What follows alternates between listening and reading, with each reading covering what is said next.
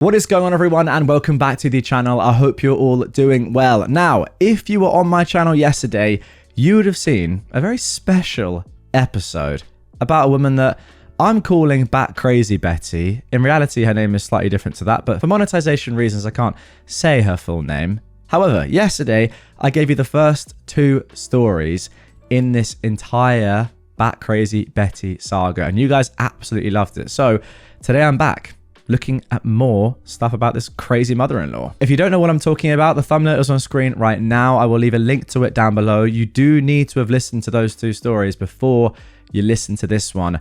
I think there's a decent chance as well that the next 4-5 videos on this channel are going to be involving Betty in some regard, because she's just a truly phenomenal woman in every sense of the word. So yes, go and check out part 1 first. This is part 2. 2 more posts to get into. Subscribe if you're new to the channel, because you do not want to miss tomorrow's episode, the one after that, the one after that. Turn notifications on. 8 p.m. GMT every day. You'll see brand new stories about Betty right here. Let's get into 2 more. Bat Crazy Betty hates my cooking. First of all, to answer a few questions from my previous post. I did not wish to press charges on Betty. At the time, I didn't want to put Dan through that, as my parents have told me about many cases where kids are put through hell because of their parents in court. He would have had to testify against his own mother. I didn't think it would be fair or right to make him do that. My parents worked all of the time, and I didn't want to stress them out. They might have made me stop seeing Dan, and I wasn't willing to lose him. We told the cops that it was just a minor dispute. Remember, guys, they're in high school, right? They're not adults. They're just teenagers at this point. As for why I'm sharing now, well, I started seeing a lot of Reddit stories posted on YouTube and began listening to them while doing chores around the house. I decided to check out Reddit, and I found this subreddit and began reading a lot of the stories posted here. I figured that some of you lovely folks would enjoy my stories, so why not? As to another question about my dress stinking of wine, nobody said anything about it. I sprayed myself with a lot of perfume, hoping to mask the smell, so I guess it worked? I don't know. As for the stain, again, nobody said anything. No one asked about it after. I was one of the lucky ones that managed to get along with just about everybody. Most of my close friends knew about Betty and how she felt about me. Anyway, I've got another story for all of you lovely people out there today. This was shortly before my 18th birthday. On one of the very rare occasions, as in almost never, Betty allowed me to come over to her and Dan's house for the weekend. She was going on a short trip over the weekend for a business conference, and she couldn't get out of it. Dan was stuck studying for finals that week and couldn't do a lot around the house. Neither could I, as I was also studying for finals. So, to help him out, she said I could stay if I helped him study and kept the house clean. And of course, we were not allowed to sleep in the same bed. I don't know how she thought she could enforce that while not in the house, but whatever. One of Betty's only redeeming qualities back then was that she did push for Dan to do well in school. She wanted him to get a good education, go to medical school, and become a doctor. That was her dream. Dan ultimately got to medical school but dropped out and went to trade school instead to get his license in HVAC. That annoyed Betty a lot. Anyway, we did study a lot in the 2 days I stayed over. We also did other things. We didn't make a mess, opting to get takeout so it was easy to keep the place clean. On the day Betty was supposed to come back, I made the dumb choice to surprise her with dinner. We went to the grocery store and I picked up some ingredients to make a dish I thought she might like. My nanny used to make this for my parents every Friday when I was growing up, and it quickly became a favourite. I loved it. It was shrimp Alfredo, in case you were curious. Everyone loves shrimp Alfredo. I even bought a bouquet of flowers from the grocery store to gift to her. Now, I'll admit that I wasn't the best cook growing up, but I did know how to make that dish. My nanny showed me how to de-skin and de-vein the shrimp, so I took extra time just to make sure the shrimp was perfect. The only thing I did differently was that I used jarred Alfredo sauce. I had Dan set the table, and he even lit a couple of candles just to make it look nice. Betty called when she was 5 minutes out, and I made a mad dash to plate the food and put it on the table. I started putting the dishes in the dishwasher, and I didn't finish by the time Betty flounced in. She bounded up to Dan and hugged him and said she had missed her baby so much. I rolled my eyes because weird. She then took notice of me and got eerily quiet. I finished with the dishes and started up the wash. I smiled at her and said I wanted to surprise her. I even handed her the bouquet of flowers and said I wanted to give them to her as a thank you for allowing me to stay over the weekend. She snatched the flowers out of my hand, looked at the food, and promptly sneered, "Why?" That was all she had to say. I was a bit shocked by her reaction, but I rolled with it, and I said I wanted us to enjoy a nice dinner together, and I asked her to sit down. She looked at Dan, who was pleading with her to please give it a try.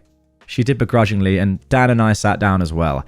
She slammed the flowers down onto the table like a whip and scooped up a huge bite and put it into her mouth. She immediately spat it out onto the plate, making a show of it by spattering and sputtering the Alfredo sauce all over the flowers. She wiped her mouth on the back of her hand and stood up. How disgusting! It tastes like feet! How could you feed me that trash? Did you make this, OP? Yeah, I did. I thought you'd like it. Well, I don't. It's gross. You can go home. You're not needed here anymore. I told Dan to make sure you were gone before I got here. I will admit, I was a little hurt. I spent a long time making that dang dish, and she didn't even appreciate it. She spat her food all over the flowers I'd bought her and treated me like trash when I was just trying to do something nice for her. Dan got annoyed and started yelling at his mum. Why can't you just be nice? She helped me study like you wanted, kept your house clean, and was even nice. Bought you flowers and made you dinner. You could be grateful. Even if you don't like it, you could have been nicer about it. Well, how dare you speak to me like that? I am the mother and you are the child. You do not direct me. I direct you. Go to your room. I will deal with you after I clean up the mess she left on my table. Excuse me? As for you, OP, get out of my house and don't come back. I mean, it's worth remembering, guys, here, that these two are like 17, 18 years old, and she's treating them like 6-year-olds. I left and I drove home in tears. Dan texted me later and told me she threw the whole pot of shrimp Alfredo away and put the flowers into the garbage disposal. When he went for a glass of water, he saw the shredded remnants of the flowers in the sink. That one stung a bit. Anyway, I'll post again soon. Bye. And edit to add, we both passed our finals. Well, that is good news, at least. I mean, look, we already knew from the first 2 posts here that this woman is just absolutely crazy, but it's just so dumb. Why is she acting like this? This is what I don't understand. And this is what I think me and you are going to have to try and understand and work out as we go through these stories. The reason why she is acting in this way. Like taking a bite out of a lovely plate of food and immediately, like not even tasting it, not even trying to enjoy it, immediately spluttering it up. Who does that? That's just so childish. She's obviously doing that for a reason. And then with the flowers, nobody throws away flowers. It's just insane. My guess right now is that I would have to say that she is just very jealous of OP and doesn't like the fact that her little boy is growing up. Apart from that, I can't see any other reason to act like this, but then again, I can't really see any reason to act like this in the first place. Okay, now let's get into the second story of this episode. Betty goes nuclear on me and my husband when he moves out. I already posted about what happened when my mother-in-law, Betty for short, found out that Dan and I got married. If you don't know what I'm talking about, guys, you gotta go and watch episode 1. We couldn't afford some big elaborate wedding, and we didn't really plan on telling our parents about it anyway, so we eloped to Vegas and got married in a drive-through wedding chapel. We spent our honeymoon in some crummy hotel eating Chinese takeout. We were happy. We loved it. His mother had been blowing up his phone for days, demanding to know where he was. She came up with any excuse she could into guilt-tripping him, hoping he'd come running back to her. What pushed Dan to say it was time to go home was when Betty sent another text saying his father would hate him for how he was treating her. Oh my goodness me.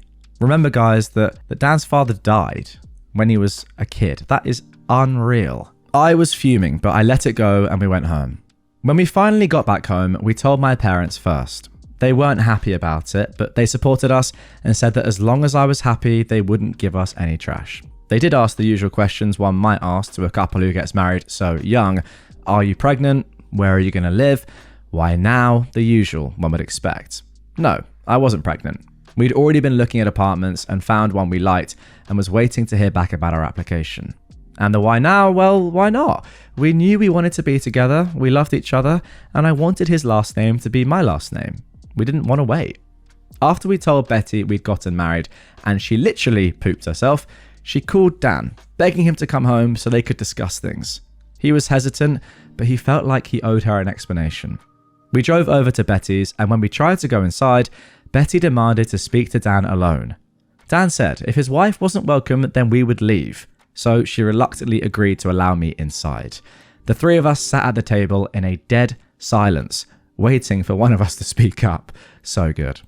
Dan decided to break that silence and started talking, but she cut him off and demanded to know what I did or said to force him into this situation. I don't remember everything said in the conversation, but most of it consisted of Betty accusing me of somehow forcing Dan into marrying me.